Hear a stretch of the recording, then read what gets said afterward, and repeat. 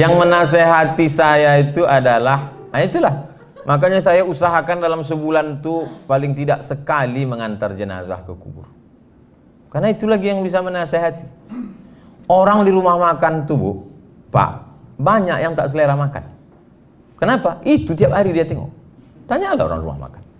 Begitu juga dengan desainer-desainer pakaian, pemakeup artis-artis tuh, yang tiap hari jumpa perempuan. Banyak yang tak berselera lagi menengok perempuan. Iya. Begitu juga bahayanya orang yang berkecimpung di dunia agama ini. Sehingga nasihat itu bagi dia cuek aja, tak masuk lagi. Termasuklah orang di pengadilan tinggi agama. Tapi yang belum dapat WBK. Kalau udah dapat itu udah luar biasa. Saya kalau yang live langsung di sini ini tak perlu saya khawatirkan. Yang khawatirkan yang webinar nih lah. Bapak Ibu yang dimuliakan Allah Subhanahu wa taala. Jadi memang selalulah kita pikirkan makanan kita ini. Atib mat'amak takun mustajabad da'wah. Jaga makananmu karena itulah sebab-sebab doamu dikabulkan atau tak dikabulkan Allah Subhanahu wa taala. Habis 40. Masuk 50. Apa yang Ustaz tengok dari tadi? Jam. Kalau untuk bahan ceramah, insya Allah saya tak ada tulisan lagi. Itu aja udah tiap hari saya ceramah. Masuk yang kelima, poin kelima. Nasiyatin kadhibatin khati'ah. Nasiyatin ubun-ubun, kadhibatin pembohong, khati'ah pelaku dosa. Padahal yang berdosa itu kan tangan. Kenapa pula kata dia ubun-ubun? Ternyata yang memerintahkan tangan untuk tanda tangan adalah otak depan. Maka kalau kurang asupan oksigen yang dibawa oleh darah naik ke otak, orang bisa kena stroke ringan. Itu makanya sujud kita itu mesti lama. Allahu Akbar. Subhana rabbiyal a'la wa bihamdihi. Subhana rabbiyal a'la. Sampai darah itu turun. Ini banyak orang kadang sholat darah tuh baru sampai tengkuk udah tegak lagi. Kata darah tuh apanya maksud kau ini? Serius tak sembahyang nih?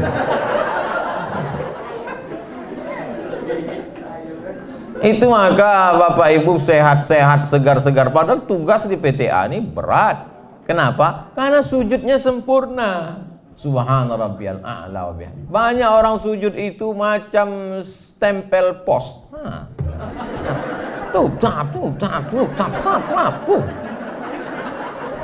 mentang-mentang tempat kerja dia pakai martil, cepat dia buat. Ini berpengaruh luar biasa darah ini. Nausiyatin ubun-ubun, kazibatin pembohong, khotiatin pelaku dosa. Padahal yang melakukan dosa kaki. Padahal yang melakukan dosa tangan, padahal yang melakukan dosa mata, padahal yang melakukan dosa telinga, yang melakukan dosa maaf kemaluan. Tapi kenapa dikatakan ubun-ubun? Karena semua perintah itu datang dari ubun-ubun. Maka kalau khawatir handphone kita itu disadap orang, ditelepon. Ini siapa yang memerintahkan ini? Ubun-ubun. Sini atasan. Jangan ubur-ubur. Ubun-ubun inilah yang memerintahkan. Itulah makanya ketika kita wudhu itu yang diusap kepala, ubun-ubun ambil air. Mazhab Syafi'i, ubun-ubun. Saya kalau ceramah buka topi itu tujuannya untuk mempraktikkan langsung. Yang kedua untuk ngasih tahu saya tak gundul. Yang gundul jangan tersinggung. Tak ada niat mau menyindir. Jadi itulah makanya kepala itu diusap. Dan ternyata kata pakar otak, saya pernah didudukkan satu majelis dengan pakar otak. Kalau saya pakar di bidang otak-otak. Pakar otak didudukkan sama saya membahas ayatnya, dia membahas otak. Kata dia, otak kita nih Pak Ustadz, itu di-scan satu hari 5 kali. Ada alat scannernya.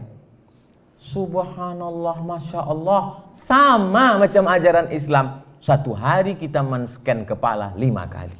Subuh, zuhur, asar, maghrib, isya. Itu yang jamaah webinar. Adapun di PTA, tahajudnya. duha. Itu maka mereka mendapatkan kedudukan yang mulia, yang terhormat, yang luar biasa. Jadi setiap saya mengatakan itu bisa jadi doa belum terwujud. Jadi kalau saya berdoa untuk saudara saya, dikirim Allah malaikat. Apa kata malaikat? Amin, kabulkan doa orang ini, walaka misluh, maka kau dapat sama seperti yang kau doakan. Lalu apa bentuk efeknya terhadap makanan tadi Pak Ustadz? Apa pula yang merubah integritas kita? Maka sesungguhnya segala yang kita makan mempengaruhi cara berpikir otak kita. Jangan heran kalau ada ketemu orang isi otaknya kotor terus, gara-gara makanannya kotor, berefek ke kepala. Makanya saya kalau diajak orang makan, itu saya tengok-tengok dulu orangnya. Saya tengok, Ustadz makan kita, aduh saya sibuk betul, saya tak mau saya. Kenapa? Saya tahu ini paling-paling nasi kotak. Ceramahlah saya di bank konvensional. Saya kalau diundang ceramah konvensional, saya tetap datang. Tapi makanan, duit yang dikasih tak, kasihlah kue kotak. Saya sedang puasa sunat, balik dari ceramah, pas di bawah flyover azan maghrib, Allahu Akbar, Allahu Akbar. Begitu saya buka, oh lemper, mau dilewatkan Allah mau barik lana, datang bisikan malaikat, haram Abdul Somad. Apa kata setan? Halalkan dengan bismillah. Setan ini pandai. Saya tahan sampai jam ceramah maghrib di Sakuntala. Ceramah maghrib Sakuntala, bla bla bla bla, buka puasa pakai air putih, Allahumma barik lana fima razaqtana wa qina azabannar, sampai isya. Habis isya tanya jawab, panjang pula tanya jawab lagi daripada pengajian. Habis itu pulang, nanti enak nih makan kerang rebus di jalan Nangka. Sampai sudah turun mau ini, nampak saya lah orang, maaf, buta jual kuaci. Saya tanya, mau kemana? Mau pulang Pak, gitu dia. Di mana tempatnya? Jalan Paus. Udah malam, udah jam habis isya pengajian jam 9. Jalan kaki ke Paus, paling tidak dia jalan 30 menit lagi.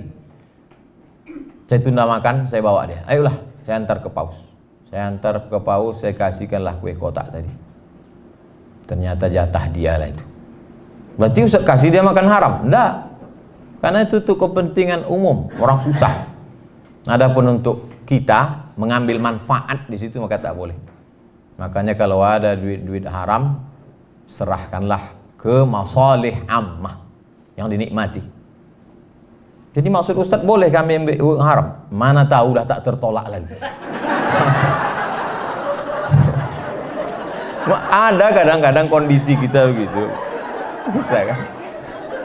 Udah kita tolak juga. Ini saya takut merusak WBK ini. Kata dia, sekali-sekali tak apa. Tak ada yang tahu. Udah payah aja, ambil lah. Ambil tapi berikan untuk masalih ammah. Untuk buat WC, fakir miskin, anak yatim, duafa. Saya bersama kawan-kawan membuat yayasan. 35 orang. Kawan saya waktu sama-sama di IAIN, saya pernah di IAIN Pak, tahun 96. Kawan-kawan saya di Al-Azhar, 35 orang kami buat yayasan. Datanglah satu waktu rapat. Ustaz Abdul Somad, ya, saya kurang setuju kalau yayasan ini terlalu besar sampai 35. Bagaimana orang kalau berat, gemuk, payah berlari, kita sulit untuk buat keputusan. Saya bilang, justru yayasan itu kalau terlalu kurus, dilarikan yayasan ini nanti. Biarlah gemuk kita musyawarah, biarlah berat, yang penting kita bersama. Akhirnya kumpul.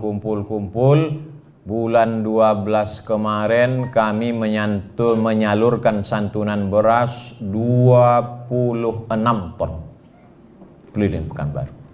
Termasuk pondok pesantren di Siak ada yang dapat 600 kilo. Pondok pesantren, anak yatim, duafa di tepi sungai Siak, tiap bulan kami salurkan. Saya khususkan saya berada di Pekanbaru hari Jumat sampai Sabtu kedua tiap bulan. Jumat khutbah Jumat, habis sholat Jumat bagi-bagi santunan, malamnya iktikaf dari jam 2, langsung muhasabah zikir dan doa, pengajian subuh, langsung tanya jawab. Supaya apa? Supaya lepas tanggung jawab di hadapan Allah. 12 kali khutbah, 12 kali iktikaf, 12 kali sholat subuh pengajian, 36 titik untuk kota Pekanbaru. Jadi tak ada alasan orang mengatakan, apa itu Abdul Somad? Ustadz terbang hinggap, lebih banyak terbang daripada hinggap. 36 titik untuk tahun 2021, dari Januari sampai Desember, itu untuk kepentingan bersama. Jadi kalau ada nanti ada komen-komen di Instagram, di YouTube, Ustadz Abdul Somad kok nggak ada pengajian di Pekanbaru? Kau tak datang. Bapak Ibu yang dimuliakan Allah Subhanahu wa taala, itu menjaga bagaimana jangan sampai nasiyatin kadzibatin khati'ah. Yang terakhir, yang keenam. Saya yakin ceramah saya ini ditonton oleh seluruh yang mulia, yang hakim-hakim. Mudah-mudahan ada satu di antara yang 6 ini dimasukkan ke tes CPNS. Mengapa yang ditanya ubun-ubun? Kata dia. Yang terakhir adalah kita bisa menjaga integritas kita kalau ada orang lain yang membantu kita. Tak bisa sendiri. Makanya Nabi Muhammad SAW itu ada yang tua, Abu Bakar, ada yang muda, Umar, ada yang remaja, Ali, ada yang orang kaya, Utsman, ada yang perempuan, Asma, membawakan makanan ke atas ketika mau hijrah. Mesti ada orang lain. Rabbi shrahli sadri, lapangkan dadaku, wa yassirli amri, mudahkan urusanku, wahlul 'uqdatam min lisani, lancarkan bicaraku, lidahku supaya jangan patah-patah, supaya aku ngomong itu sampai ke hati orang. Waj'alli waziram min ahli, kasih aku penolong. Nabi Musa ini, Nabi Musa aja minta penolong, mesti ada kawan menolong. Kasih aku penolong. Siapa itu? Harun akhi. Harun saudaraku, kata Nabi Musa. Jadi Bapak Ibu di kantor ini udah tak perlu lagi, karena udah ada ya doa Nabi Musa. Harun akhi. Betul. Masuk saya ke ruangan Pak Dr. Harun SHMH, saya tengok piagam penghargaan dari Menpan. Kalau orang dihargai oleh institusinya sendiri dari atasannya biasa. Tapi kalau kementerian pendayagunaan aparatur negara dari semua dinas, institusi, lembaga negara diberikannya itu kan prestasi luar biasa. Kenapa tak ada yang bertepuk tangan?